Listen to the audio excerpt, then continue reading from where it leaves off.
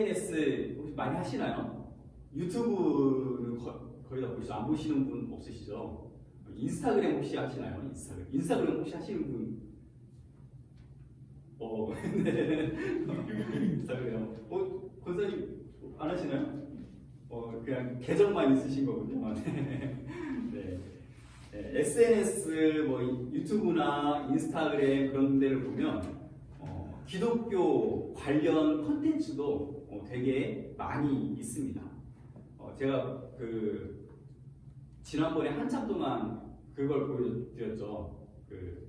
세븐파이프에서 하는 그 영상도 계속 보여드렸는데 그런 것들이 되게 많은데 한번 그 영상을 좀 보도록 하겠습니다. 네, 기독교 콘텐츠 영상입니다. 요즘에 많이 이렇게 나오는 그런 영상입니다. 자, 브이로그 자기가 막 이렇게 자기 생활이나 그런 걸 이렇게 찍으면서 하는 건데 노아가 이제 브이로그를 찍는다는 그런 상상력을 가지고 이렇게 만든 AI로 만든 그런 것들이 요즘 많이 나오는데 그 하나를 한번 보겠습니다. 좋은 아침. 오늘도 하나님과 시작합니다. 내일 말씀하셨어요. 방주 진짜로 지으래요. 보이시죠? 오늘만 5번째 나무예요. 하나님이 직접 알려주신 설계니까 그대로 만드는 중입니다. 네, 제가 미쳤대요. 이 좋은 날씨에 무슨 홍수냐고요. 근데 전요 하나님의 말씀을 들었거든요. 저기 좀 보세요. 아무도 부르지 않았는데 저렇게 둘씩 하나님의 뜻대로 움직이고 있어요. 여긴 기린 부부예요. 아무도 우리에게 뭐라 하지 않았지만 알 수 있었어요. 왜 왔냐고요? 그냥 알았어요. 지금이 그때라는 걸요. 그래서 믿고 왔어요. 하나님이 말씀하신 대로 우리는 준비를 끝냈습니다. 제 가족 모두가 함께 이 일에 순종했어요. 누구도 그 문을 건드리지 않았어요. 하나님이 스스로 닫으신 거예요. 이제 그분의 계획이 시작됩니다. 비가 옵니다. 하나님이 말씀하신 그대로예요. 이제 이 문 너머로는 새로운 세상이 시작되겠죠. 하나님께서 약속하셨어요. 다시는 이렇게 땅을 멸하시지 않겠다고요. 그리고 지금 그 약속이 눈앞에 보입니다. 네, 이렇게 노아가 브이로그를 찍는다는 상상으로 AI로 만든 그런 것들도 많고요. 또 이런 것들도 있습니다. 한번 잘 보세요. 교회에서 이건 만든 건데 보시기 바랍니다. 야, 종년아, 이리 와봐. 이게 성경책이 이게 안 열려, 이게. 뭐라고요? 이게 성경책이 붙었어, 이게. 이게 펴지지가, 성경책이 펴지지가 않아. 좀 펴봐봐, 이거. 이거 왜요? 이거 안 내가 이거 성경을 안 읽어? 진짜? 야, 성경 좀 읽어라. 이건 요즘에 많이 나오는 건데, 요즘에 뭐 그런 게 있습니다. 이게 회사에 아무 물건이나 가져오기, 뭐 학교에 아무 물건이나 가져오기, 그런 걸 있는데 그런 걸 이제 또 같이 해가지고 뭐 수련회 홍보 영상인데 수련회에 뭐 아무 물건이나 가져오기 뭐 그런 것들 하는 겁니다.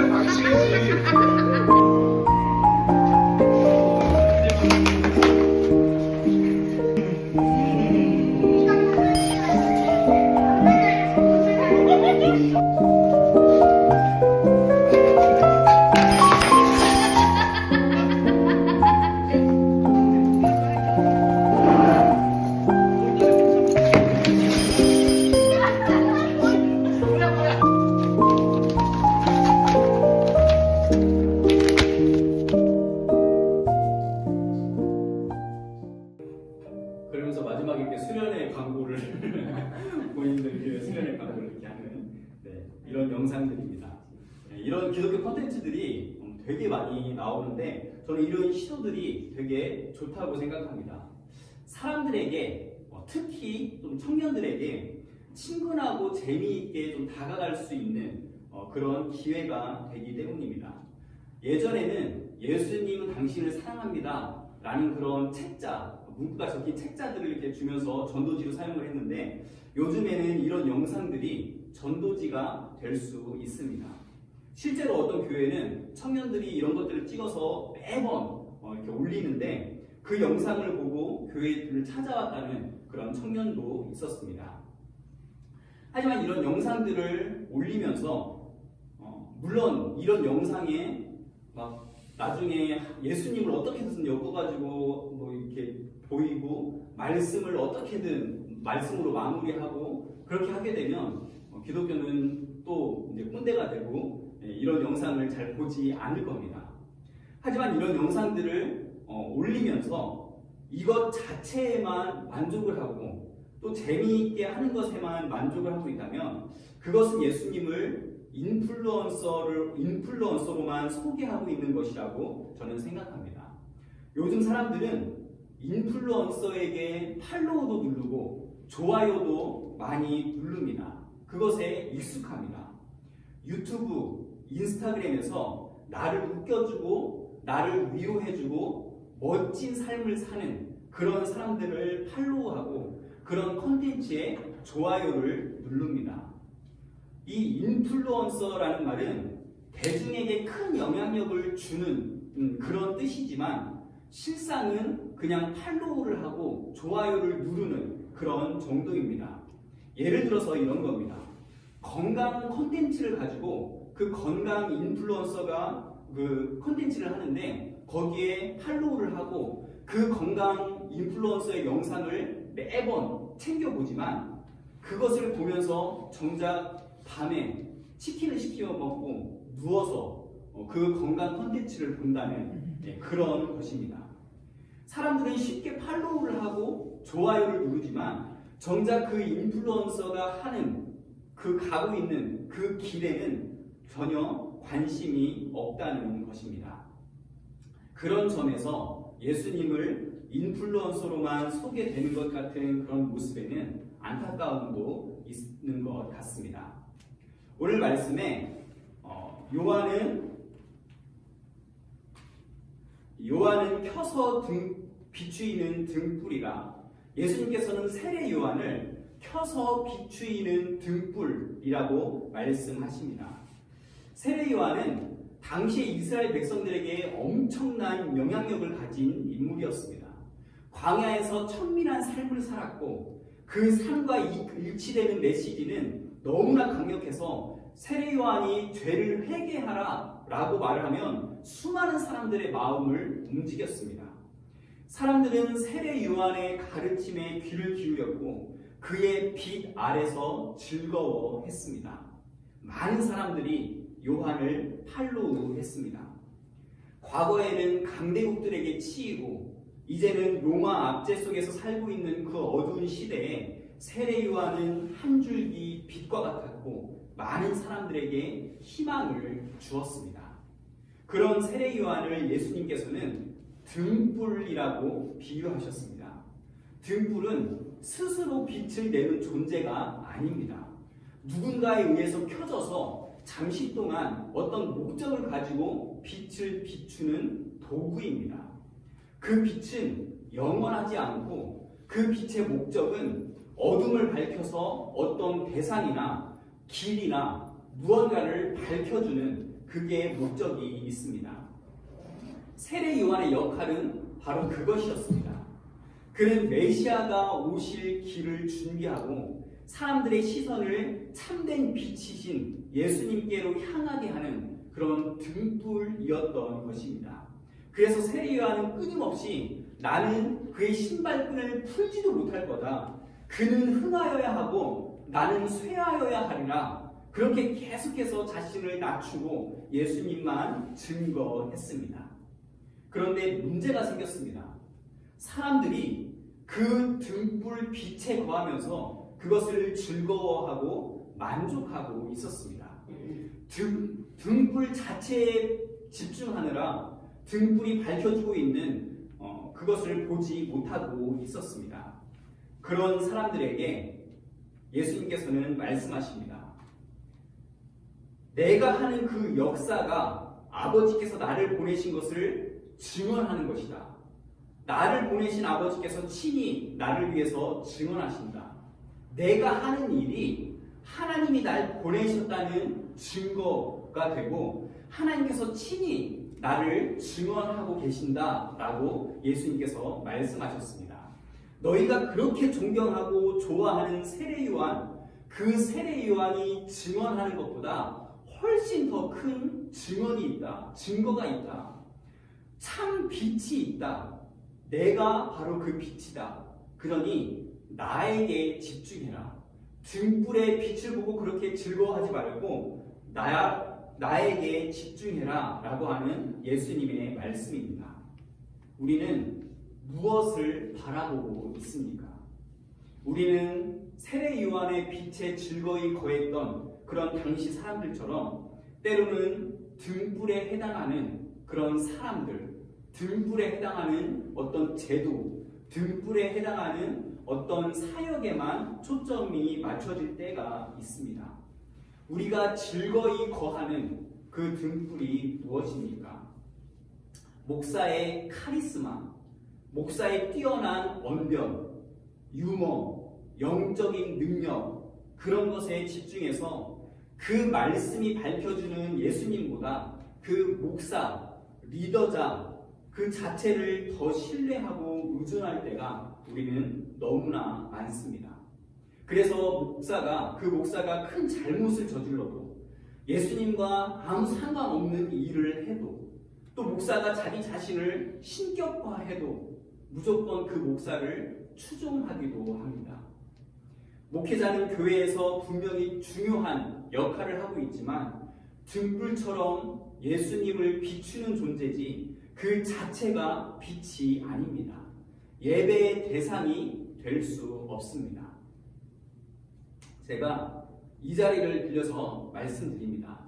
저는 우리 성도님들이 저를 너무 존경하고 저를 너무 좋아하고 그래서 예수님보다 저를 더 바라보고 제가 여러분의 우상이 되어 버린다면 저도 바로 은퇴해 버리겠습니다. 네. 여러분 표정을 보니까 왠지 되게 오랫동안 은퇴를 안 할 것 같은 그런 생각이 듭니다. 네. 예수님께서는 세례 요한에 대해서 그렇게 사람들이 좋아하는 세례 요한에 대해서 이렇게 말씀하셨습니다. 내가 진실로 너희에게 말하노니 여자가 낳은 자 중에 세례 요한보다 큰 이가 일어남이 없도다. 세례 요한보다 큰 자가 없다라고 말씀을 하셨는데 세례 요한이 등불의 빛이라면 그 어떤 훌륭한 사람이라 할지라도 그 어떤 훌륭한 목사라 할지라도 그 사람 또한 등불에 불과합니다. 신학이나 교리도 우리가 즐거이 거하는 등불인 경우도 있습니다. 저는 신학, 교리 이런 것들이 꼭 필요하다고 생각을 합니다. 이런 이론들은 하나님에 대해서 또 우리 신앙에 대해서 잘 정리를 해주기 때문입니다. 우리나라 신학은 다른 나라와 비교해도 손색이 없을 정도로 많이 발전했다는 그런 평가도 받습니다. 실제로 우리나라 초기 기독교는 가난하고 힘든 상황에서 뭐라도 붙잡을 수 있는 것이 우리가 필요했기 때문에 기도도 정말 무식하게 하고 설교도 그 주제 범위가 그렇게 많이 넓지가 않았습니다. 성경을 교회에 오면 성경을 보면서 글도 읽을 수 있었고 찬송을 부르면서 음악을 접할 수도 있었고 공부도 할 수 있었기 때문에 예수 믿으면 먹고 살 수 있다라고 하는 말이 어느 정도 통했던 시대였고 그것이 실제이기도 했습니다. 그에 반해 현대사회는 너무 먹고 살만합니다. 그렇게 무식하게 기도하지 않고 오히려 왜 기도해야 되고 어떤 기도를 해야 되고 기도를 어떤 방법으로 어떻게 해야 되는지도 잘 정립을 했습니다. 설교도 단순히 예수 믿으면 먹고 살 수 있다 그런 설교가 아니라 예수를 믿는다는 게 뭔지 어떻게 살아야 하는지 막무가내로 읽던 성경이 어떤 의미로 하나하나가 쓰여졌는지 그렇게 정말 잘 정리가 되었습니다. 이런 내용들은 이제는 목사뿐 아니라 일반 성도들도 그런 내용들에 대해서 많이들 알고 있습니다. 분명히 옛날보다 성경 지식도 많아지고 신학도 세련돼지고 잘 정립이 되었습니다. 하지만 저는 지금 현대의 그리스도인들이 옛날 우리나라 초창기 때 그리스도인들보다 더 믿음이 있다, 더 열정이 있다고는 자신 있게 말하지 못하겠습니다. 신학적으로 발전을 하고 교리가 발전이 될수록 기도가 더 없어지는 것 같고 예배가 더 줄어드는 것 같고 헌금을 내는데 더 인색해지는 것 같기 때문입니다. 특정한 신학이나 신학적인 노선이나 교리적인 논쟁에 집중하느라 그 신학이 궁극적으로 보여주려고 하고 있는 예수 그리스도의 성품과 예수 그리스도의 사역을 놓치는 경우가 훨씬 더 많이 있는 것 같습니다. 복잡한 이론과 지식 속에서 예수님과의 살아있는 관계가 흐려질 위험들이 있습니다. 화려한 교회 건물, 잘 갖춰진 프로그램, 역동적인 찬양, 이런 외적인 요소들이 우리의 등불이 되는 경우도 있습니다. 우리의 등불이 돼서 그런 것들이 신앙의 전부인 것처럼 만족을 하는 그런 경우도 우리에게는 있습니다. 요즘에는 피아, 제이어스, 마커스, 위러브 이런 찬양팀, 유명한 찬양팀들이 있어서 평일에 찬양 집회를 하는 그런 팀들이 되게 많은데 예전에는 예수전도단이 거의 가장 크게 하는 예수전도단 화요 모임이 가장 크고 유명한 그런 찬양 집회였습니다. 저도 몇 번 거기에 갔었는데 그때는 지방에서 중고생이나 청년들이 교역자가 또 선생님이 그런 사람들을 데리고 와서 집회에 참석하는 경우가 많았습니다. 교회 찬양팀 아이들을 데리고 와서 찬양에 대한 사명을 심겨주기 위해서 그렇게 견학을 오는 경우들이었습니다.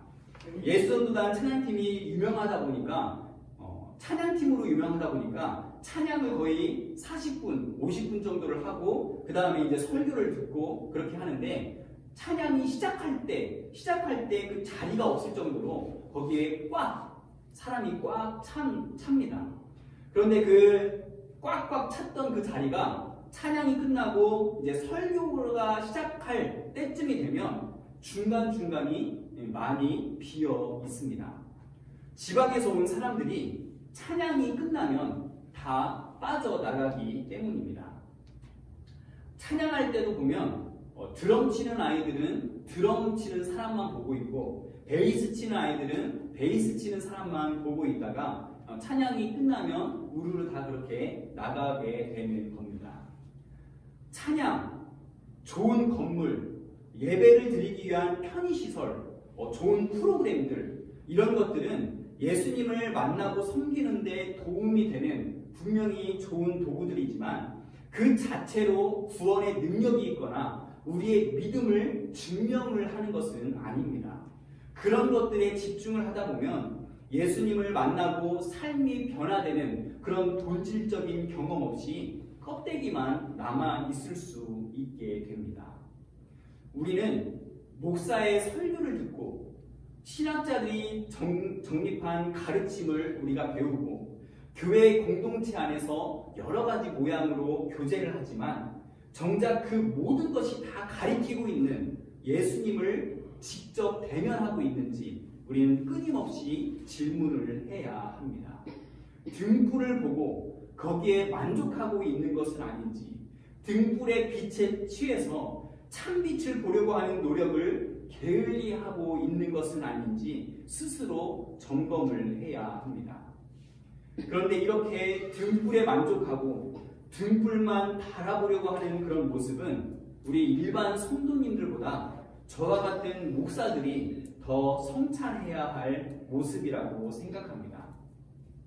제가 이제 목사니까 목사 단톡방들이 여러 개가 있는데 서로 필요한 자료들이 있으면 거기에서 부탁을 하고 또 서로 공유하기도 하고 또 어떤 노예에 필요한 것들이나 그런 것들을 나누는 그런 단톡방이기도 해서 다 아주 유용한 그런 단톡방들입니다.